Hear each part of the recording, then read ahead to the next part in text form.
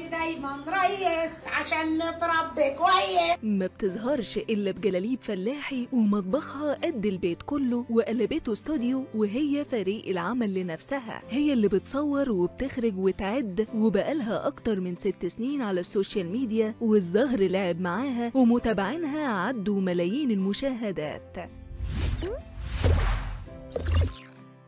حكاية أم زياد نوجة بنت البلد، إزاي اتشهرت وإيه علاقتها بشيماء سيف، وإزاي حولت الأكلات الأفرنجي لأكلات شعبية، وإيه قصة الأكلات الأرداحي، ومفاجأة عن حلم حياتها. كواليس كتير هنعرفها في الفيديو ده. جمالها جمال طبيعي وما بتظهرش بميك اب خالص، وأول ما ظهرت على السوشيال ميديا كانت بتتكسف جدا وبتعتمد على صوتها وبس، لحد ما الصدفة خلتها تظهر نفسها. يا ترى مين أم زياد نوجة بنت البلد؟ أكلاتها ووصفاتها ملهاش زي، وبتعشق التفاصيل، وعملت مطبخها على سنجة 10 وقد شقتها كلها، ما هو مملكتها، وجايبة كل حاجة فيه سواء بسيطة أو الأدوات الأفرنجي. ما بتطلعش على متابعينها إلا لما تقول لهم يا قلب أختك، وبيستنوها كل يوم علشان يعرفوا هيعملوا غدا إيه، وده من كتر ما هي منتظمة، ولازم تظهر كل يوم بأكلات ووصفات تسهل على ست البيت.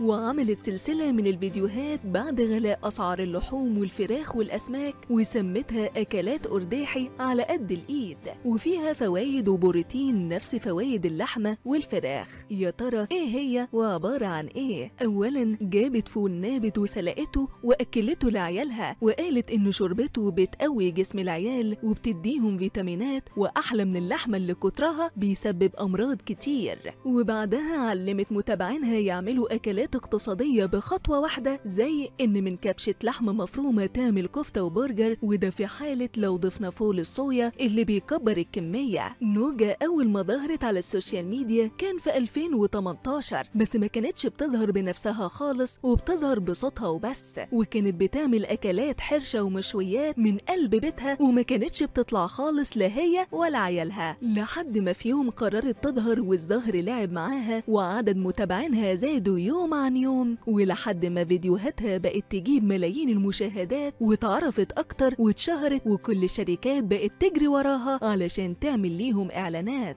وعندها كلمة دايما بتبدأ بيها فيديوهاتها، وهي يا قلب أختك، وده لأن كل متابعينها ستات وبيتعلموا منها أكلات وكل الجديد، وبتديهم أفكار لمنيو الغداء. وعملت كمان أسرع تورتة وما أخدتش وقت خالص، عملتها بيور من غير أي افتكاسة وبأقل الإمكانيات، وكل ده علشان تفرح عيالها. وكانت عبارة عن كيك وكريمة وفاكهة، وشكلها زي التورتة بس تحسها تورتة الغلابة من شكلها. مطبخها هو مملكتها وعاملاه على سنجة 10، وعملته كبير جدا علشان تاخد راحتها فيه، وبتعمل أكلات كتير على الطبلية وتقول إنها سر نجاحها. وبتعمل أكلات أفرنجي زي البيف باستري، واللي جابت العجينة بتاعته زي السمبوسة وحشته جبنة وشوكولاتة ودخلته في الفرن، وبأي حشو عندك اعمليه، وحولته من أكلة الأغنياء لأكلة كل الناس البسيطة، واتعمل في أقل من 10 دقايق حرفيا.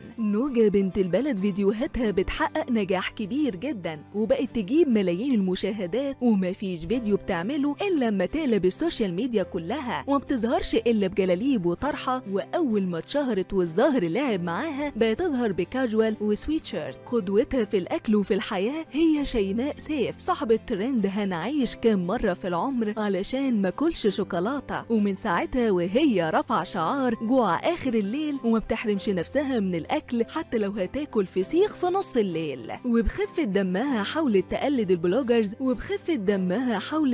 البلوجرز، وعملت فلوج Get Ready With Me بس وهي لابسة الخمار. نوجة حلم حياتها تبقى زي الشيف غالية، وعندها برنامج بتاعها على أي قناة فضائية ويكون باسمها. يا ترى جربتي وصفات واختراعات نوجة بنت البلد ولا لأ؟ شاركونا في التعليقات.